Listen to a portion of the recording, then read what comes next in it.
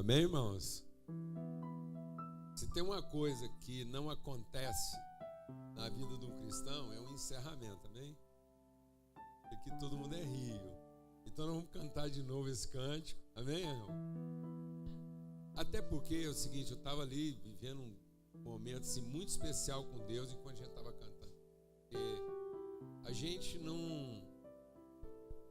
não se prepara para aquilo que já está preparado. Não tente se preparar, que já está preparado. Esteja pronto. Amém? Estar pronto, porque está preparado, é ter o coração aberto para conhecer. Quando a gente se prepara, a gente faz tudo daquilo que a gente entendeu.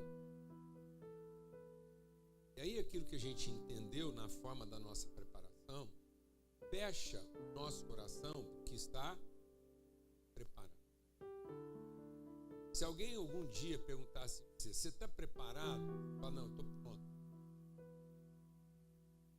Bem, você está pronto por quê? Já está. E aí seu coração está sensível. Quando a gente se prepara, a gente se apega ao que a gente preparou. Se fecha, tá? Prepara. Então Deus só quer uma coisa.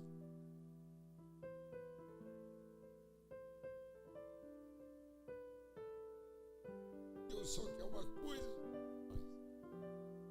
Que a gente esteja sempre pronto. Então quando Deus pergunta, você está parado?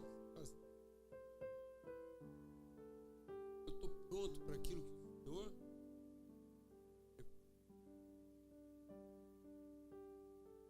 Deus,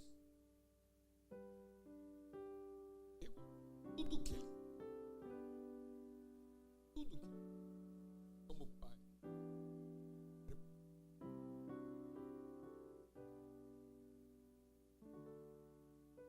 Pai, Ele só quer pronto,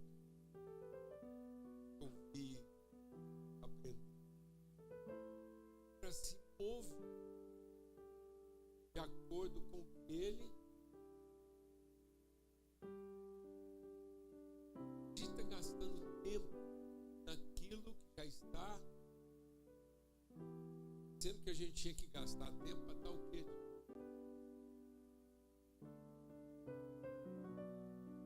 Quando os discípulos perguntaram onde o Senhor quer que a gente organize assim?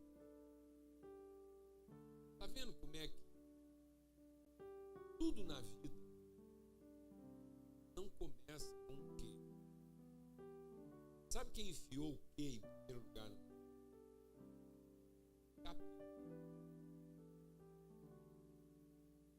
O diabo criou na nossa cabeça que a vida começa com quê? E aí, para nós, capetado, bem, uma cultura encapetada, com doutrina de demônio, a gente achou que a vida era o quê? Ficar preparando. Pergunta para mim, onde? Mas não pergunta para mim. Primeiro, quê? Bem, então, quando os discípulos fizeram essa pergunta, começando por onde? Então, como é que eu tenho que começar minha conversa? Onde? Onde o Senhor quer que eu esteja? Sabe o que a gente fez? Preparou uma coisa para Deus ver se Deus vem no nosso onde. Presta atenção na gravidade.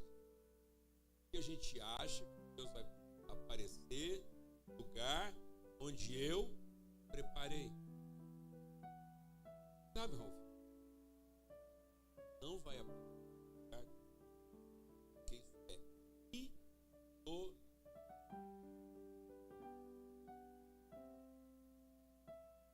O que é idolatria? Preparar um lugar.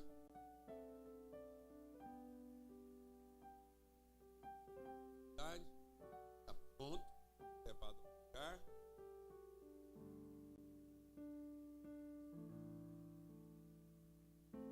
Hoje você vai se libertar.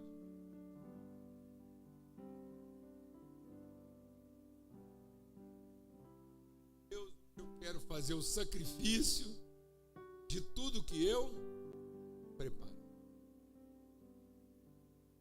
E aí os discípulos perguntaram assim: onde? Aí Jesus falou assim: olha, vocês vão lá para a cidade, vocês vão encontrar um quem. Então como é que Deus trabalha? Onde? Quem? Para entrar no lugar que Deus preparou, eu preciso ouvir de Deus. Onde? Quando eu ouço de Deus onde, vou encontrar naquele lugar um quem. E quem era o quem? Era um homem com um cântaro de água. Quem da Trindade carrega água? Quem da Trindade dá banho? Limpa a gente, tudo que a gente preparou. Então veja a Trindade trabalhando. Quem está orientando? Discípulo? Filho. Quem? Quem vai dizer para eles? Onde? Aí o quem? Deus fala para eles: vai lá. Eles fizeram a pergunta certa. Qual é a pergunta certa? Onde?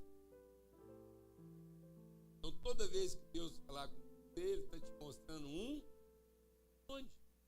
Que não é o onde que você preparou, mas é o onde está tudo preparado. Nós estamos querendo arrastar Deus para o lugar onde nós preparamos. Ele querendo nos levar para o lugar onde Ele preparou. Mas para chegar no lugar que Ele preparou, eu preciso encontrar quem? Quem que eu vou encontrar? Quem que sabe vai me mostrar o caminho do onde de Deus? Santo. Ele falou: então vocês seguem esse homem com carro de água. Quem é que vai nos guiar? Todo aquele que é nascido de Deus é guiado por Ele. Então qual é a condição essencial da sua vida? Você pode ter certeza de que o Espírito de Deus te guiará. Te guiará para quê? Não, te guiará para onde?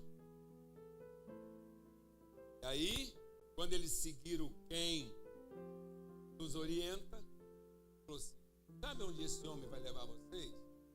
Na casa de um outro quem. Então tem um quem falando sobre onde e apresentando para nós outro quem, que vai nos conduzir ao quem do onde.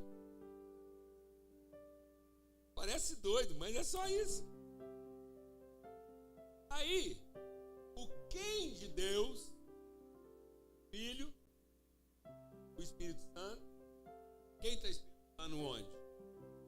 Pai, né? Que é o dono da casa.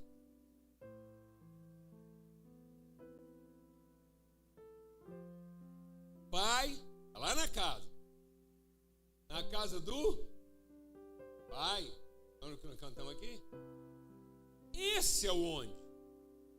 Meu irmão,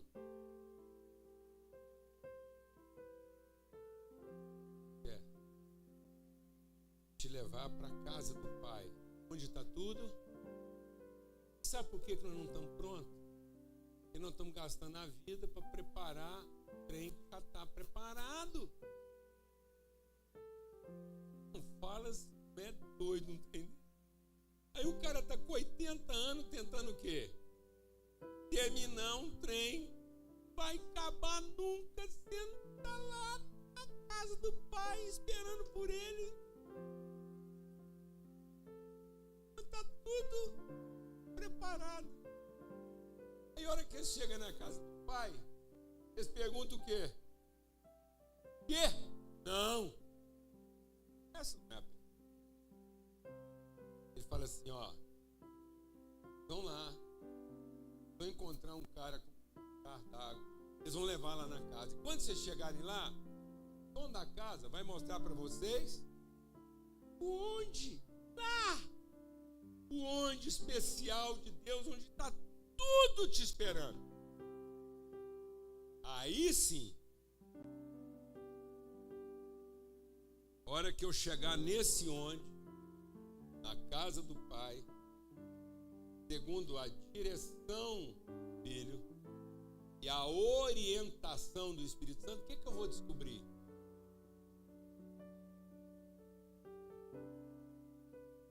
Agora é só organizar a mesa onde está tudo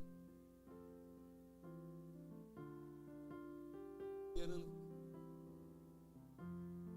Aí Jesus chegou nesse lugar, encontrou quem? Sabe o que tá? Quem achou que estava? Estava.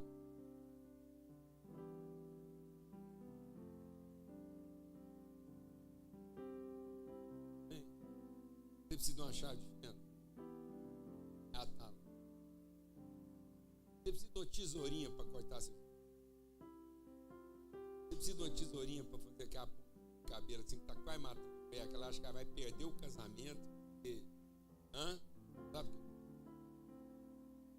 E ela diz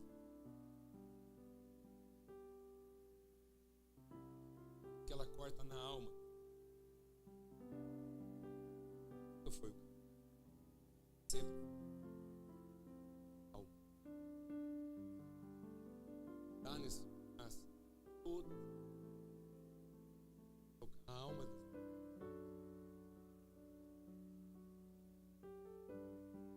tudo.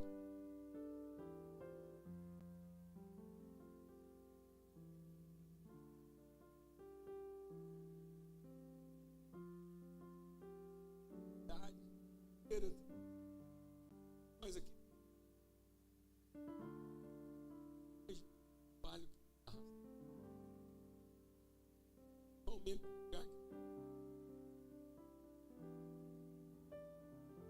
que nós achamos.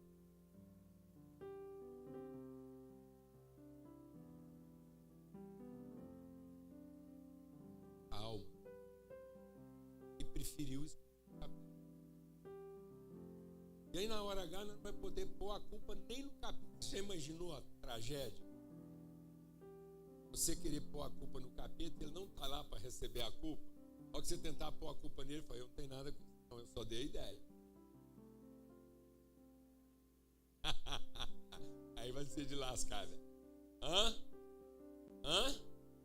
Pensa, Raul. Você querendo pôr a culpa no cara e ele fala, aceitou. Você achou o seu negócio é o quê? Sempre nunca foi o que você pensou que faria. O assunto sempre foi ser orientado pela voz de Deus para encontrar o lugar onde já está tudo.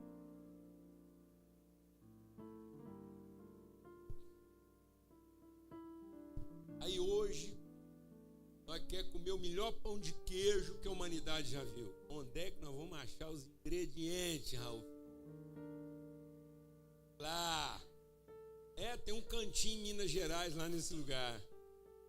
Assim como se você quiser comer broa, tem um cantinho em Goiás. Que a broa de Minas é imitação. Original mesmo é Goiás.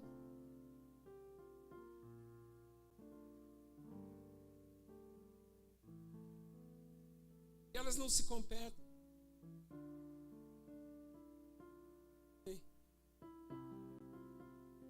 Aí, nesse lugar, aí o pai vai mostrar, fala, ó, entra naquela sala ali, vocês vão encontrar o quê? Tudo que vocês precisam para montar. Fácil. E agora, para qualquer que, nós estamos onde? Sabe por que os nossos quês não se completam? Porque nós estamos tentando fazer o quê fora do seu onde. Aí nós estamos tentando fazer um quê, onde nós não encontramos tudo que estava preparado para aquele quê. Então nós começamos com a pergunta errada. Achando que era o quê. E agora, para qualquer que, eu estou no onde? Faz sentido ou não? Glória a Deus, amado. Agora você está entendendo por que às vezes os nossos quês, depois de tanto que, não resolveu. Porque é um que fora do seu. Glória a Deus. Amém. Vamos cantar de novo esse cântico? Pode parecer que é meio difícil, mas não, é simples. Muitos. Porque os discípulos seguiram a orientação, chegaram lá, estava tudo lá. A hora que Jesus chegou, a ceia estava. E o que ficou no seu lugar. Por isso que Deus tanto não está preocupado com o quê? Ele fala assim: tudo o quê? Diga comigo, tudo o quê? 2 concordarem, será feito. Sabe qual foi a única coisa que Deus não se...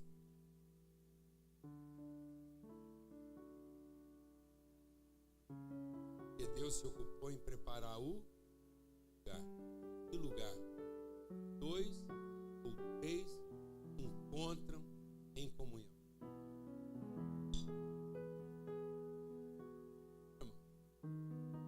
Arruma um quê qualquer aí que ninguém nunca pensou.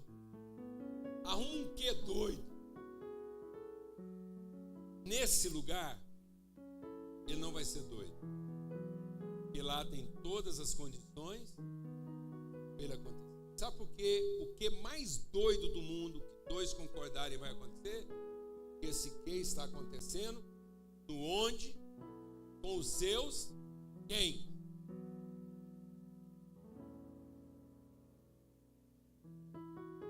Sabe o que os pais estão fazendo? Estão tentando arrumar um quê? O quê deles?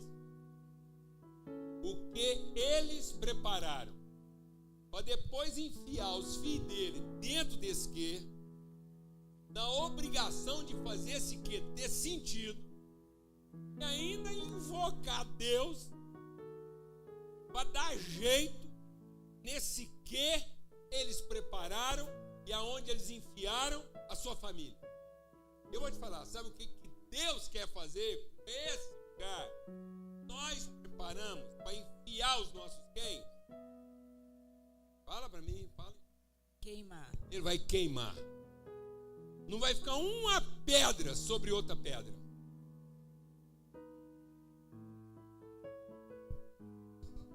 Ele vai destruir essa torre. E Raul, não vai ficar uma pedra sobre pedra daquilo que a gente preparou, achando que Deus ia abençoar nossos filhos nesse lugar. Sabe por quê? Porque esse lugar chama Babilônia. Aquilo que a gente organizou em nome de Deus para garantir o futuro das nossas preparações. Sabe por que esse lugar não presta? Porque ele foi construído em cima do nosso medo do futuro e não da nossa certeza de eternidade.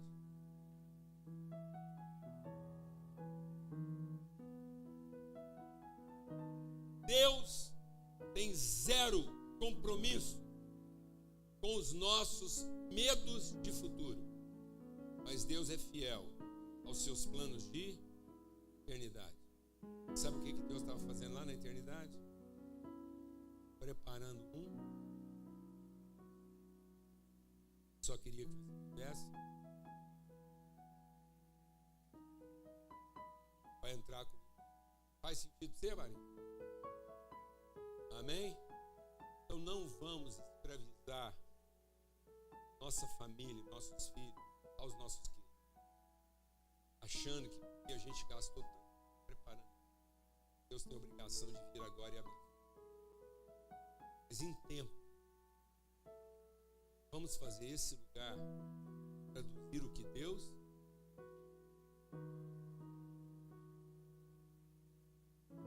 e lá vai crescer o crente. Amém? Quem crê nisso? Quem crê nisso? Então vamos cantar de novo. Há lugar na casa. Nessa casa está tudo preparado. Então você fala: Deus, hoje, vamos falar, hoje eu não quero estar preparado. Quero estar preparado. Eu quero estar pronto. Para entrar no lugar que o Senhor já preparou. Amém. Aleluia. Glória a Deus. Fui convidado à mesa, larguei minhas defesas e vim reconhecer, não merecia estar aqui.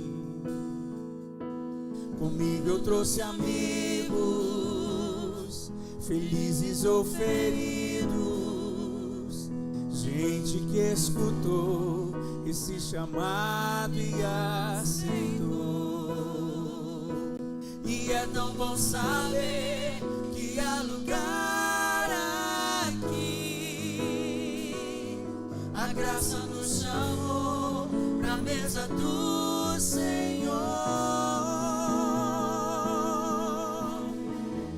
Há lugar na casa, há perdão na casa. Quando estamos juntos, nosso encontro é casa. Se Deus faz a esperança na casa, recomeço na casa, reunidos nele, nosso encontro é casa. Deus faz. O som da sua palavra nos curou. A mesa, o som da sua palavra curou a nossa alma. O verbo nos amou, da solidão nos resgatou. E é tão bom saber que há lugar. A graça nos chamou pra mesa do Senhor. Há lugar na casa, há perdão na casa. Quando estamos juntos, nosso encontro é casa. Se Deus faz a esperança na casa, recomeço na casa, reunidos nele, nosso encontro é casa de Deus Pai. Aleluia. Nosso Pai. Aleluia. Bom demais. Rafa, vem cá. Mateus, vem cá. Senta aqui, vocês dois, vamos conversar aqui. Se tem um trem que velho gosta, de conversar com gente mais nova. Graças a Deus. Vamos, velho? Firmeza. Eu queria, em nome de Jesus, hoje a gente tem muita coisa aqui para compartilhar e testemunhar. A gente vai ser bem rápido, é só uma conversa. Na verdade, aqui a gente vai ter só uma provocação. Lançar alguma coisa que nos inquiete a partir do que a gente está compartilhando. E Na verdade, eu queria assim só julgar uma coisa aqui que é como se a gente estivesse aqui hoje. Eu queria aproveitar vocês dois como brasas fumegantes. E aqui eles estão representando nossa casa. Eu estou aqui conversando com duas pessoas que estão no lugar de filhos em gerações diferentes. Quantos anos você tem? Quantos anos você tem? 26. Presta atenção nisso aqui. Você olha para os dois. Não, mas é verdade. Presta atenção no que eu vou dizer para vocês, porque às vezes a gente não percebe isso. Presta muita atenção sobre isso. A diferença entre eles é 11 anos. Nos tempos antigos, remotos, era quase a diferença de um pai e um filho. Em tese, um homem estava pronto para ser pai com quantos anos? Com 12. Porque quando ele entrava na puberdade. Por isso, um jovem com 12 anos era estimulado não a se tornar competente. E quem tem que se tornar competente é um escravo. Um jovem de 12 anos era ensinado a assumir responsabilidade. Porque ele estava pronto para ser o quê? Pai com 12 anos de idade. Aí você pode achar que isso é forçar a barra. Vou te dizer uma coisa. Hoje, a ciência, fazendo a sua leitura técnica do aspecto estrutural, científico, psicológico e emocional, ela está concluindo uma coisa, está nos forçando a uma realidade. A ciência achava que as gerações mudavam a cada 50 anos. E era o visível. E era mesmo 50 anos, por quê? Porque era um jubileu. Então você produzia, aquilo completava um ciclo, morria e começava de novo. Só que Jesus avisou para a gente uma coisa, a palavra de Deus avisou para a gente uma coisa. Os tempos iam se tornar curtos. Você está acompanhando o que eu estou dizendo aí? Amém? Então, para nossa cabeça não bugar, Deus estabeleceu um prazo 50. O que era um 50? Era um 7 vezes 7 de 7. Então, 50 era 7 vezes 7 semanas. Amém? Quem está entendendo o que eu estou falando? 7 vezes 7, 49. No 50º ano, você começava um novo ciclo. Porque Deus fez tudo em quantos dias? 7.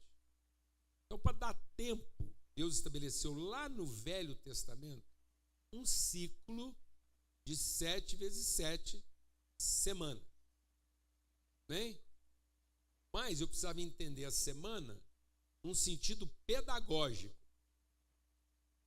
e não cronológico. Estou indo devagar, aí você está entendendo. Então não era 7 no sentido cronológico, numeral, mas era 7 no sentido conceito, porque Deus fez tudo em 7 dias. Amém? Está acompanhando? Agora, na cronologia de Deus, o homem só apareceu quando? Quando já estava tudo preparado.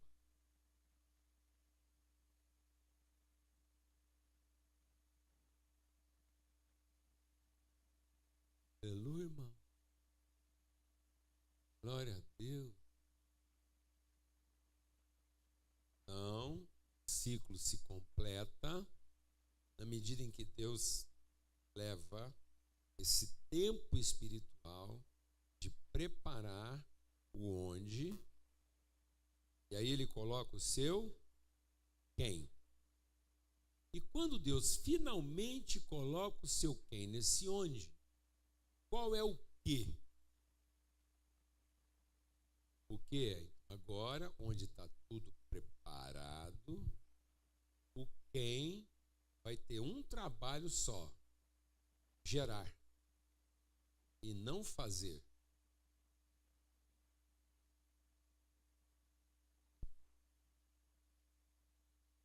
Está acompanhando, não? Quando o capeta, simbolizado pelo Egito, o que é o Egito? Vou falar o que é o Egito. O Egito é o lugar do quê? Bem feito. Então, quando o povo de Deus precisou ser alimentado, Deus mandou ele para onde? Egito. O próprio Jesus, quando nasceu, para ser protegido, ele foi esconder onde? O Egito. Mas não vá para o Egito, a não ser que você tenha ouvido a voz de quem? De Deus. Porque se você achar que o lugar que funciona, só porque funciona, é o seu lugar, você está ouvindo a voz do capeta. Não vá para o lugar onde tudo funciona, só porque você está carente e porque você está com medo, porque senão você vai ficar escravo dele. E aí vai levar 400 anos para tirar você de lá.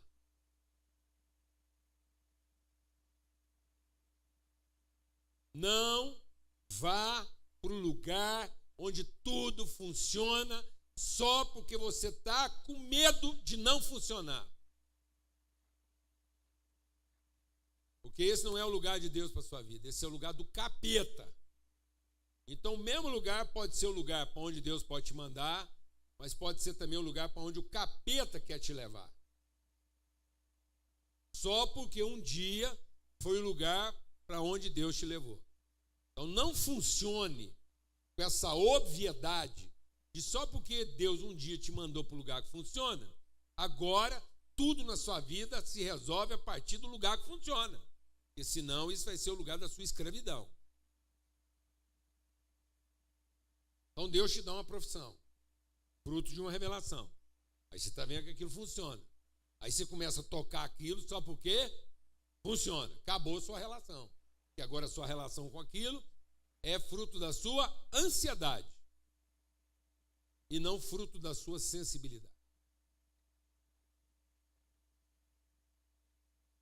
Amém, irmão? Estão entendendo isso?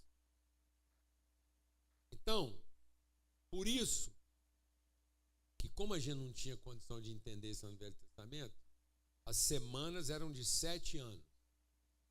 Depois isso foi encurtando. Porque Deus quer que você entenda a semana de 7 dias. Mas são 7 dias espirituais. O que são esses 7 dias espirituais? Eu vou ganhando consciência de que já está tudo preparado.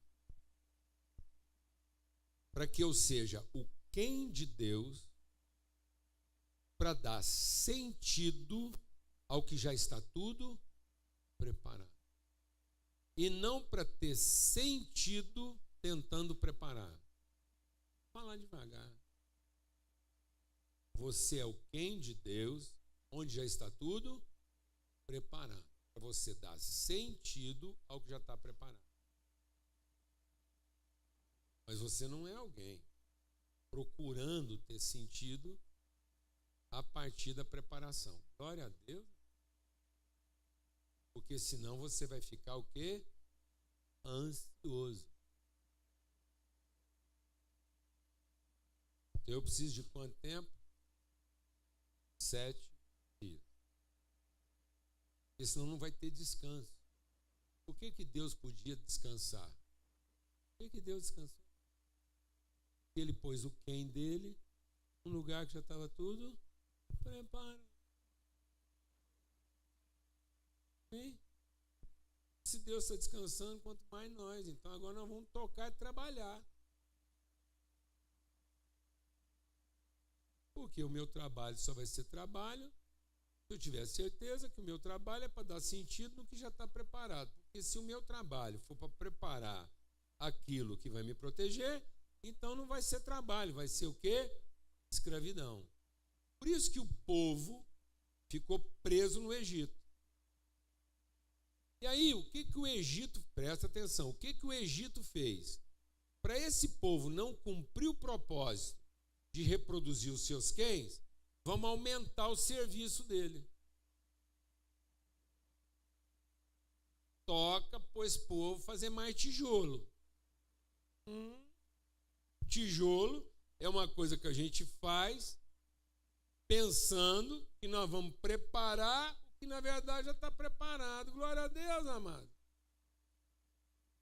Porque Babilônia era uma cidade feita de tijolos, enquanto que Jerusalém é uma casa feita de pedras.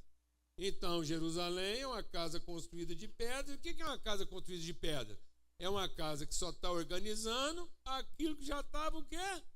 Preparado, amado.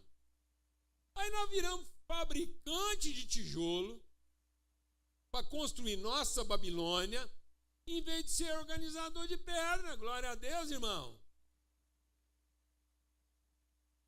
Aleluia. Isso leva quanto tempo? 7. Então a ciência começou a achar, que a própria ciência foi vendo que esse tempo foi encurtando. E sabe o que a ciência concluiu hoje? Que uma geração muda a cada 7 anos.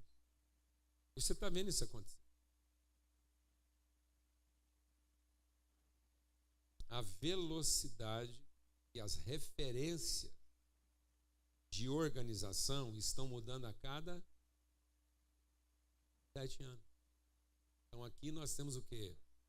2 gerações. O Rafa, para mim,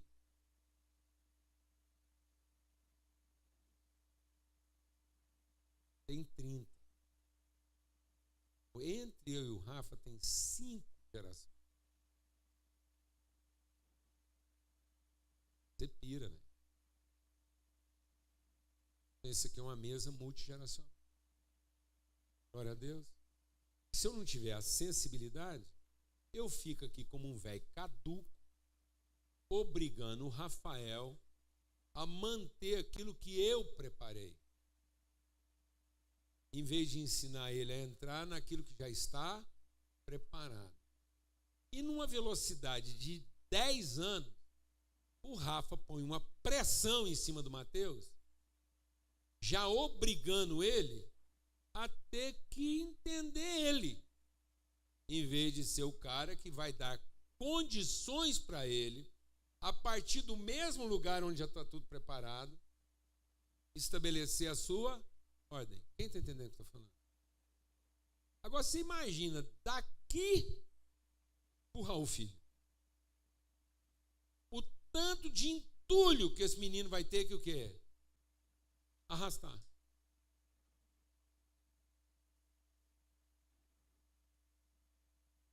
Então, se você for ler o texto lá de Neemias, quando Deus mandou Neemias reedificar o muro, o povo estava animado. Depois você lê em casa lá, Neemias 4. Para reedificar o muro, o povo está animado. Você fala para esse menino levantar o muro, ele está animado. O que vai desanimar ele? Ter que mexer com o entulho. Então o povo, até na metade do muro, foi bem. E por que as pessoas param na metade? Porque elas têm muito entulho para remover enquanto tem que construir o muro. Então o que está desanimando o povo não é construir o muro.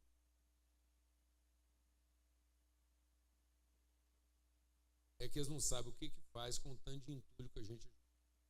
E o que é um entulho, mano? Aquilo que eu achava e tinha que estar lá, que é aquilo que eu preparei. Está fazendo sentido para vocês aí ou não? E às vezes você está achando que o seu filho está desanimado por conta do que ele pode fazer. Não. Ele está desanimado porque, ao mesmo tempo que ele está pensando no que ele pode fazer, ele tem que lidar com o entulho que nós ajuntamos.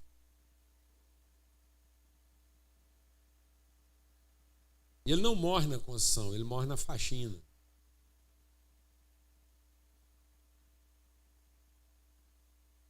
Uma vez eu cheguei em casa, estou contando a história aí. Uma vez eu cheguei em casa, recém-casado. A gente só tinha o Paulo Neto. Quando eu casei um mês antes do plano Funaro. No mês que eu casei, a inflação era 101%. Você nem sabe o que é isso, não. Você não sabe o que é isso, não. Tem cabecinhas que fizeram assim, viu? Olha lá, o Fábio sabe. Você sabe o que eu estou falando, Fábio? Você consegue imaginar?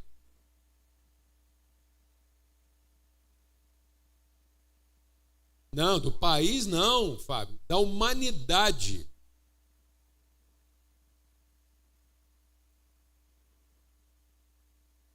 No planeta.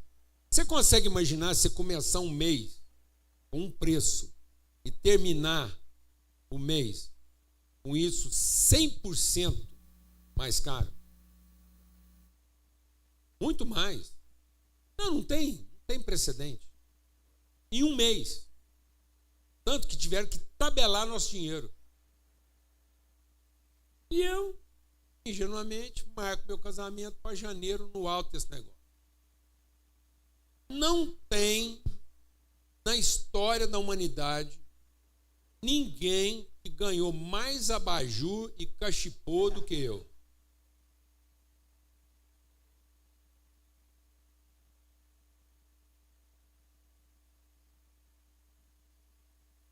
Sabe quantas panelas de pressão eu ganhei? Uma. Isso não existe. Sabe quantos ferros de passar roupa eu ganhei? Sabe quantos jogos de prato eu ganhei? Nenhum. Sabe quantos faqueiros eu ganhei? Um. Numa caixa de papelão dessa altura.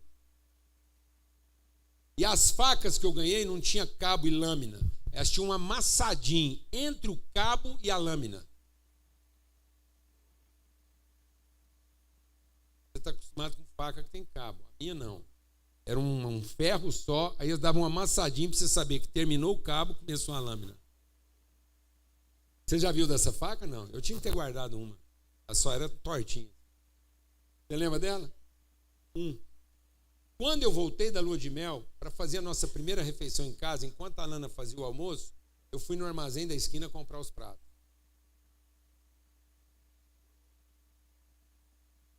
E olha que não faltava amigo, parente, bem-sucedido.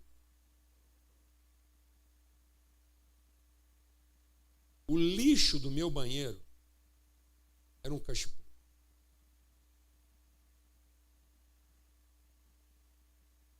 Porque eu me recusei a comprar um cesto de lixo, com tanto cachepô que eu tinha em casa. E só não pus um cachepô no banheiro social com medo de quem deu o cachepô e me visitar e descobrir que o cachepô dele estava no banheiro. Por Deus do céu, eu não estou fazendo piada, não.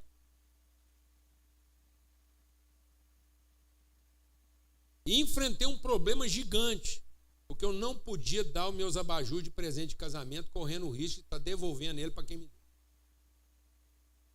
Você pensa assim, brother, tinha abajur em tudo quanto é lugar da minha casa.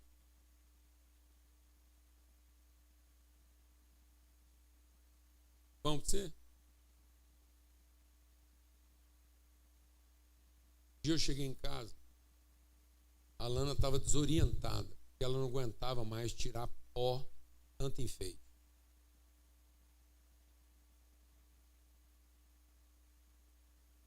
A gente trabalhava demais e a Lana lá, tirando pó de enfeite. Eu cheguei em casa, ela estava apavorada. Abri todas as janelas do apartamento. E a hora que eu entrei em casa, ela falou assim, não dou conta. Nós vamos resolver isso agora.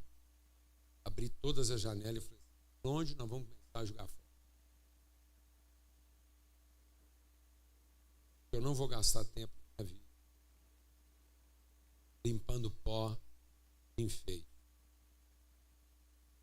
Depois, outra vez, nós mudamos. E a casa onde a gente foi morar já tinha tanta coisa, eu ainda levei minhas coisas, que tirou aquela treca de... Falei assim, Minha casa está precisando hoje do melhor utensílio que uma casa pode ter. Disque em tudo. Tratei um disque em tudo. Entrei na porta.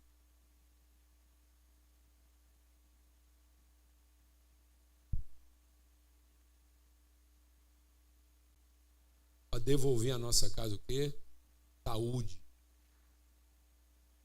Vou te contar uma coisa, então, que você vai ficar um pouquinho assustado sobre isso. Ontem o Felipe, irmão nosso, Nakai, chamou para participar com ele lá do dia de pais e filhos, uma reunião. À medida que a gente foi reunindo, eu pedi para eles separarem os filhos e os pais. Coloquei eles a uma certa distância. Saí perguntando para os filhos: quantos anos você tem, quantos anos seu pai tem?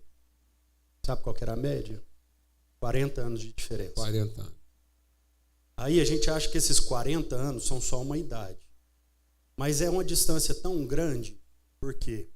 Porque esses pais, para terem filhos, eles decidiram o que eles precisavam. Então, vocês estão entendendo? Eles decidiram o que eles precisavam. O que eles estavam fazendo nesses 40 anos? Se preparando. E aí jogaram para os filhos que era a partir desse que eles iam se tornar quem eles precisavam se tornar. Para aí, então, estabelecer um onde para ele. Amados, quando o nosso que traduz a nossa ansiedade, o nosso medo do futuro, ela separa amigos íntimos. Quando minha avó morreu, minha avó tinha tudo muito organizado, tudo direitinho. E lá no depósito da minha avó, ela foi guardando um tanto de vidro de maionese. Porque quem é da minha geração, um vidro de maionese naquela época valia ouro. Não tem noção. Porque aquilo virou obra de arte. Eles bordavam vidro de maionese, pintavam vidro de maionese, jateavam vidro de maionese. Aquilo. Então, quem tinha um vidro de maionese guardado, enfeitava a tampa, e aquilo virava tudo. Guardava botão, guardava relógio, guardava tudo, guardava joia, dependendo do enfeite. Alguém que sabe o que eu estou falando? E quando minha avó morreu, as noras e as filhas, todo mundo entrou na casa da minha avó e fez uma devassa.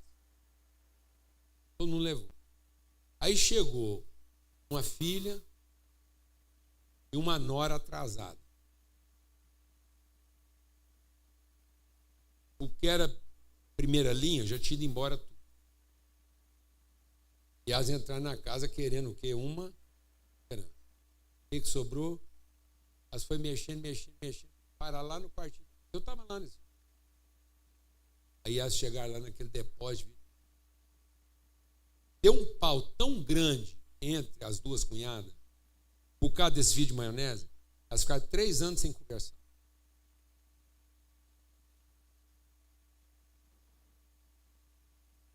Você está rindo? Tem muito irmão que não está conversando um com o outro, coisa que vale menos do que um vídeo de maionese.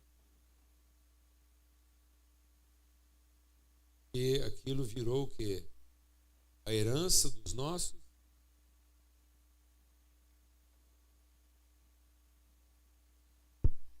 Da nossa incredulidade. Incredulidade. Né? Que a gente fala que Deus é pai. Entenda isso, porque assim, isso é muito sério. Fala que Deus é pai e que ele nos ama. Mas Deus nos amou como amou Jesus, não foi? Então o que ele fez? Criou todas as coisas para Jesus. Para Jesus fazer o quê? Pegar tudo isso e virar dominador sobre ele? Ou para ele morrer numa cruz para gerar filhos? Isso é sério. Porque a gente está passando todas as nossas vidas para gerar uma herança para os nossos filhos, vai gerar um peso para eles insuportável. E não tem nada de errado com a herança. O que está errado é o significado que nós demos a ela. Porque não é para entesourar o filho. Não é para criar Porque todas a as herança coisas pro ficou filho. por cima, como sendo um entulho. Em vez dela ficar por baixo, como se fosse uma fonte. Uma herança por cima é entulho. Uma herança por baixo é uma fonte.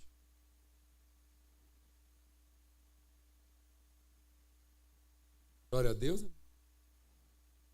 E aí, quando Isaac ficou maduro e o Abraão morreu, lá em Gênesis 26 diz assim, Deus apareceu para Isaac e diz assim, não desça ao Egito, mas procure se estabelecer na terra que eu lhe indicar. Então o que Deus estava dando para Isaac? Uma orientação de quê? Não. Uma orientação de onde? Não vá para o lugar onde você pensa que as coisas funcionam e aí você vai ter seus problemas resolvidos. Mas vai para o lugar que eu te mostrar. E aí eu não vou ler o texto não, porque senão vai demorar. O Isaac, quando foi para o lugar que Deus mostrou para ele, você vai ler lá, depois você lê, vai para casa e lê. Quem estiver vendo a gente aí online vai ler depois. Sabe o que o Isaac fez? Qual foi a primeira coisa que ele fez na vida dele? Ele foi limpar os poços que o pai dele tinha cavado e que o inimigo tinha entulhado. Então ele foi devolver aos poços a sua natureza. E aí, quando ele limpou os poços do seu pai, ele cavou os próprios poços. Você quer garantir um lugar preparado para os seus filhos? Então compra uma sepultura para os seus filhos ter certeza de onde você quer morar o resto da sua vida. Compra um túmulo desse tamanhozinho, que ele consegue cuidar em 15 minutos. Caso contrário, ensine os seus filhos a furar poços.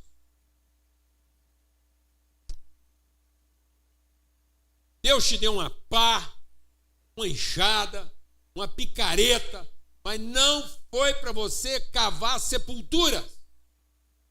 Como quem está preocupado com o futuro, foi para você cavar poços.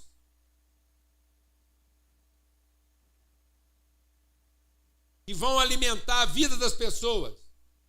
Sepultura é uma coisa que você abre, enterra os seus mortos, depois você coloca entulho em cima para ter certeza que eles não vão sair de lá. E que toda hora que você precisar encontrar o seu defunto, você tem certeza onde é que você colocou ele. Mas Deus não tem um filho cavador de quê? Sepultura. Porque todos os filhos de Deus são o quê? Cavador de quê? De poço. Nenhum filho de Deus é ajuntador de entulho para garantir onde os defuntos vão ficar. Mas todo filho de Deus, e sabe o que Isaac fez? Ele não só limpou os poços do pai, como rebatizou eles. O que Isaac estava devolvendo aos poços do seu pai? Seu propósito. As próximas gerações têm compromisso com o significado da nossa vida. Porque são furadores de quê, Raul? De poços. E não cavador de sepultura. Amém, Matheus? Amém. E eu ouvi essa mensagem às vezes, parece no nosso coração um sentimento assim, esse papo todo, essa conversa toda, toda essa construção, talvez a finalidade disso é me colocar uma rédea. Para onde eu vou, o que eu faço. Agora você está falando aqui que, eu não posso mais 40 anos desenvolver os projetos, então você está querendo o quê? Colocar uma rédea? E é interessante porque no Antigo Testamento, Deus dá a graça da gente aprender muito com aquilo que ele vai construir junto com Davi, sua história. E Davi é esse homem muito sensível à voz de Deus. Davi, ele não ficava interessado muito naquilo que ele ia fazer, mas sempre discernindo esse realmente onde. Quando seu pai manda ele ir lá levar o queijo para os seus irmãos, se ele fosse um homem bitolado, insensível, invejoso e com crise, ele iria até lá, entregar a comida para os irmãos e depois, perna para quem a gente quer, volta para casa para cuidar das coisas que eu gosto.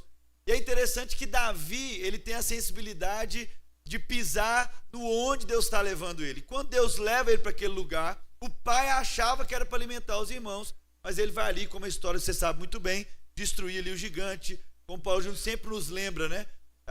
Ele não fica procurando demais. A pedra para destruir o gigante rolou. A pedra estava lá. Então todo filho de Deus, toda filha de Deus, aquilo que precisava para vencer o gigante já estava preparado. Já tá, então, e aí que entra isso que precisa cravar em nós precisamos encarnar isso. Quando Paulo Júnior está falando aqui de estar preparado, é isso. Quando Davi tem a chance de matar o rei Saul, ele não mata o rei Saul, por quê? Porque ele não queria preparar o ambiente dele. Ele já tinha escutado do Eterno que ele seria o próximo rei. E essa é a nossa dificuldade. A gente vai discernindo e ouve em Deus algumas promessas e a gente quer ajudar Deus naquilo que ele está preparando. Ele podia matar Saul, ou não? Saul estava lá, ele podia matar, mas o que ele entende? Não é o tempo, porque não é o que eu estou preparando para eu governar. Se Deus me colocou nessa parada, é Ele que vai preparar. Isso não é preguiça de Davi. Isso não é preguiça de Davi. É de quem entendeu que se é Ele que está arrumando, ele se vira para resolver. E eu só tenho que ser o quê? Obediente ao propósito. E aí o que os nossos filhos vão aprender?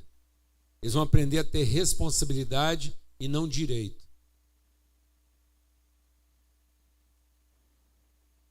Amém, irmãos? E seja, né, Paulo Júnior, com o que Deus vai te entregar. A Bíblia vai dizer que depois que ele vive esse trave com Saul, Deus dá um exército para ele, de gente endividada.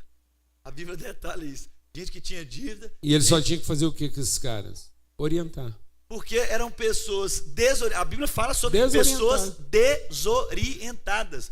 Pessoas sem propósito. Pessoas que o mundo e que a sociedade já tinha colocado nela um padrão que fala assim, não, isso aqui não serve. E a Bíblia faz com que Davi seja o rei daquele povo. Não, seja o orientador de 400. Eu queria deixar um texto aqui para contribuir aqui. O próprio salmista, né, o próprio Davi vai escrever o salmo, talvez o salmo do arrependimento, do perdão. Alguns vão dizer que é depois ali de Betseba, enfim. Depois, antes do profeta Natan. E todo esse processo de Natan procurar ele, enfim, vocês já sabem muito bem. Mas no salmo do perdão, do arrependimento, Davi, depois você pode ler na sua casa também, Salmo 32, ele vai falando, e no final ali no versículo 7 vai dizendo, tu és o meu abrigo, tu me perseverarás das angústias, preservas das angústias e me cercará de canções de livramento. Ele vai dizer o seguinte, que eu acho que colabora muito com o que nós estamos construindo junto aqui essa manhã. Olha o que ele fala para mim e para você. Eu o instruirei e o ensinarei no caminho que você deve seguir. Eu o aconselharei e cuidarei de você. Então, olha que coisa linda que o Senhor, o Pai, está falando para mim e para você. Dentro de tudo isso, está arrependido? Está arrependido de estar construindo os seus processos? Está aí ouvindo o Evangelho e sendo constrangido? Então é o seguinte, deixa eu te falar. Está construindo e pisando nos poços que os seus pais construíram, na revolta daquilo que eles construíram, querendo cavar outro poço, ao invés de ressignificar. Então, ouve aí, eu quero dizer para você o que eu disse para Davi. Olha Deus falando para a gente. Eu o instruirei, ele vai instruir. Eu ensinarei no caminho que você deve seguir. Eu aconselharei e cuidarei de vocês. E ele vai encerrar dizendo o seguinte, que é o que eu acho que, às vezes a gente ouve essa palavra e fica meio resistente. Vai dizer o seguinte, não sejam como cavalo ou burro, que não têm entendimento, mas precisam ser controlados com freios e rédeas, caso contrário não obedecem. Deus está também dizendo para a gente aqui nessa manhã, meu irmão, para de achar que o jeito de você viver, sua forma, de preparar do seu jeito, é um cavalo e um burro livre. Não. Para de ser orgulhoso e orgulhosa e começa a experimentar em Deus o que Ele está dizendo. Vocês não precisam ser como um cavalo ou burro que precisa de rédea, caso contrário não obedece. Então obedeça. Seja um homem ou uma mulher sensível, responsável e obediente à palavra, aquilo que Deus já liberou sobre nós. Obediente àquilo que é as promessas de Deus para nós. Porque aí você vai ser um homem e uma mulher bem orientado, que Ele prometeu que Ele vai instruir. Ele prometeu que Ele vai cuidar. Ele prometeu que Ele vai cuidar da gente, instruir e apontar o caminho. Para que mais? O que mais? O que mais? Eu e você saiamos essa manhã, meu irmão, minha irmã, com o coração assim, Deus, eu quero te obedecer. Então o Senhor falou que vai instruir. O Senhor falou que vai apontar o caminho. O Senhor falou que vai cuidar de mim. Então está tudo certo. Está tudo preparado, está tudo pronto. O que mais está faltando para a gente, meu irmão? Deus, faz essa oração pra gente. Queria que todo mundo colocasse-se de pé. É o seguinte, a gente vai orar aqui e nós vamos ter um batismo, porque não tem forma melhor da gente concluir isso aqui Isso que eu ia pedir. do que com Um batismo. batizando. Então é o seguinte, antes da gente orar, quando a gente trata nessa perspectiva, você vai deixar para as próximas gerações o quê? Uma fonte. E aí as próximas gerações vão ter que ter o quê? Competência? Não, responsabilidade. Porque ele vai saber o seguinte, o Mateus está aqui, como várias gerações depois, e o que eu converso com ele, o que eu converso aqui como um papo de família.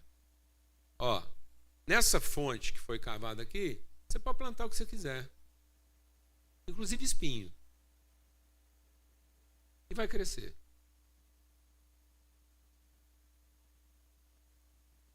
Então, não deixe para as próximas gerações a culpa de fazer funcionar, mas a responsabilidade de saber o que eles vão plantar na fonte.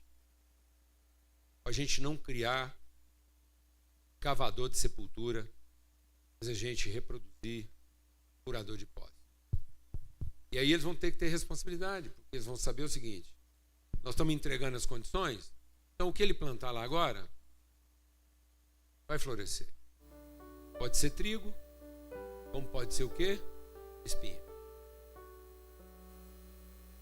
E aí eu não quis garantir o resultado.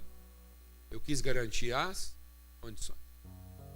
E às vezes tentando garantir o resultado, nós não estamos oferecendo o quê? As condições. Então qual que é o papel do pai? Oferecer o quê? As condições. Haverá um risco dele plantar outra coisa lá? Mas você cumpriu o seu papel. Você não impôs a ele. Amém? As obrigações. Mas você ensinou ele a ter o quê? Responsabilidade. Porque se você impuser as obrigações, ele vai virar um cavador de quê? Sepultura. Ele não vai conseguir lidar com o seu intuito. Mas se você oferecer para ele as condições, ele vai ter que assumir a responsabilidade. Amém. E ele vai saber que se agora ele está lidando só com espinho, não foi porque você deixou para ele um espinheiro, mas foi porque você deixou para ele o quê? Uma flor.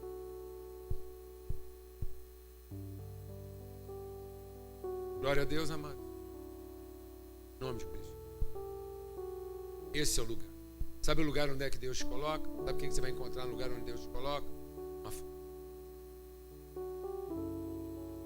Não arraste Deus para a sepultura. Seja levado por Deus à fonte. Então todo filho de Deus, quando ele chega num lugar,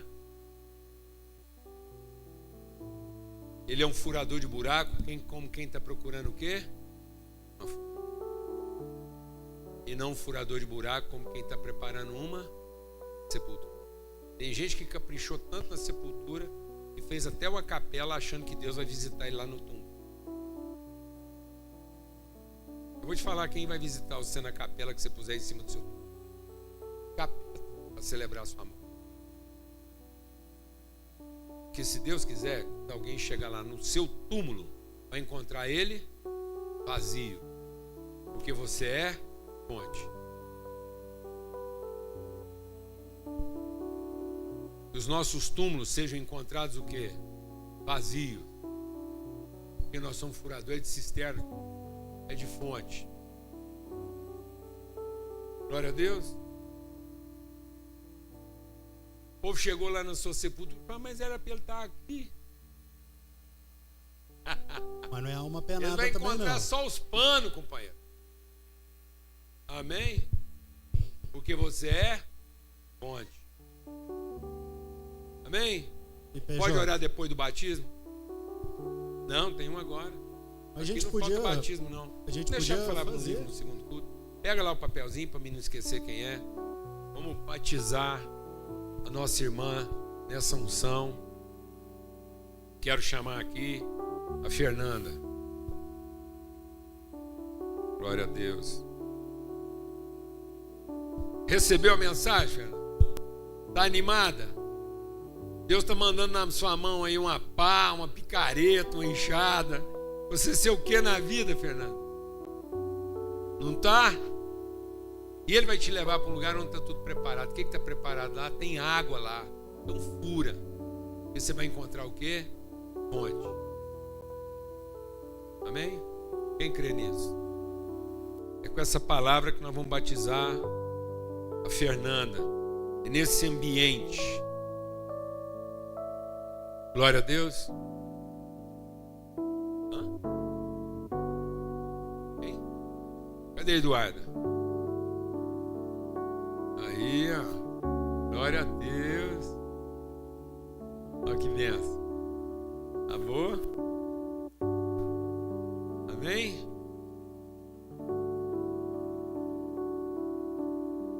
Quem crê nessa palavra?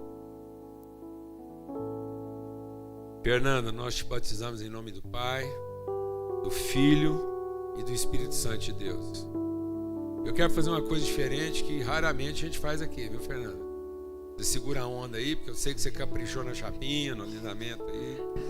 Mas depois a Dulce te dá um socorro aí, tá bom? Na paz, você não vai levar pro lado pessoal aqui, tá bom? É um pai querendo deixar patente para uma filha. Você é fonte. Nós te batizamos em nome do Pai, do Filho e do Espírito Santo de Deus. Seu nome é fonte. Nunca deixe ninguém fazer você pensar que o seu nome é sepulcro. Seu nome é vida. Amém? Eduarda, vem cá, Eduarda. Elas caprichar no cabelo e nós vamos aqui transgredir. Amém, Eduardo? Você segura essa onda aí?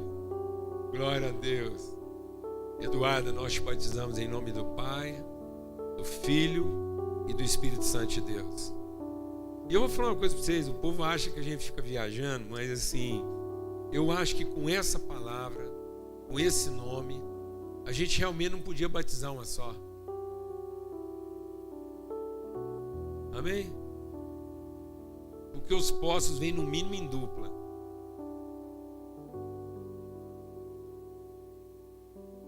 Eles são sempre plural. Amém? Glória a Deus. Recebam isso. Em nome de Jesus. Agora você pode. Amém. Eduardo, seu nome é esperança, uma fonte da esperança. Deus vai te movimentar. E a paternidade que Ele resolveu, que Ele tem firmado nesse tempo que você teve em Goiânia, vai ser cada vez mais vibrante, porque a fonte de esperança é uma fonte que entendeu e que agora flui. E que não deixa que os entulhos, que às vezes você nem juntou, que foram jogados, não deixa que esses entulhos freiem o fluir do Espírito Santo. As pessoas vão te conhecer por aí. O tempo de Goiânia vai ser gritante. Você dizer o seguinte: foi um tempo em Deus para eu me descobrir fonte e não ficar culpada dos entulhos do passado. Amém? Fonte de esperança. Em nome de Jesus. Deus, nós te agradecemos. Que gostoso é a gente ser família, Pai. Que privilégio a gente ser igreja. Se a gente se esquece dessa graça que é o corpo, que é a família de fé. Obrigado que essa manhã a gente sai daqui assim, desesperado, dizendo: eu não quero mais os entulhos, eu não quero mais a culpa que eu carrego, mas eu quero ser fonte que jorra. Eu não quero ajuntar as coisas para preparar, mas eu quero entender no Senhor que já está pronto, Jesus. Nesse Espírito nós nos derramamos aos teus pés. Porque não tem para onde correr, não tem o que fazer, não tem o que eu vou procurar, não. O Senhor prometeu que é no Senhor, então a quem nós iremos? Em Ti, Jesus, para descobrirmos esse privilégio, esse tesouro guardado em nós, que é o Teu Espírito em nós, sermos fontes. Obrigado por sermos família, Jesus. Obrigado pela Tua palavra aberta nessa manhã, pelo Teu Evangelho exposto, constrangendo nosso coração a crer e viver nessa semana, 7 dias, Nós saímos daqui com fome de viver esses 7 dias. Nós vamos descansar no 7º, Pai. Mas nós queremos entregar tudo que somos, tudo que temos diante do Senhor. Entregar e não deixar nada em reserva, não nos poupar e nem guardar nada. Nós queremos entregar tudo nessa semana. O que nós temos de dinheiro, o que nós temos de tempo, o que nós temos, Deus, do nosso coração, o que nós temos de abraço, o que nós temos de perdão, o que nós temos de ouvido. Nós queremos nos entregar por inteiros, Pai. Nós não queremos findar essa semana com qualquer tipo de culpa, com qualquer tipo de outro sentimento, mas na convicção que nós entregamos tudo porque somos o que somos no Senhor. Essa é a nossa oração, esse é o nosso coração, e nós oramos em nome de Jesus. Amém. Irmãos, é o seguinte: uma boa semana para você, e que você se torne um vigoroso cavador de poços. Só vou pedir para você não pisar muito aqui na frente. Não é porque a água é sagrada, não. É só para não ficar mais fácil de limpar, tá bom? Porque às vezes o povo acha que não pode pisar porque a água é sagrada, mas não tem nada disso. É só para ficar mais fácil. Uma boa semana para todos. Vamos em paz. Sua glória sangrou no madeiro por mim, me conectou.